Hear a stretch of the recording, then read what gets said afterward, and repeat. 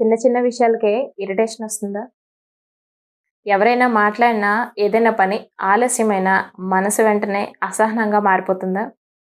అది మీ స్వభావం కాదు.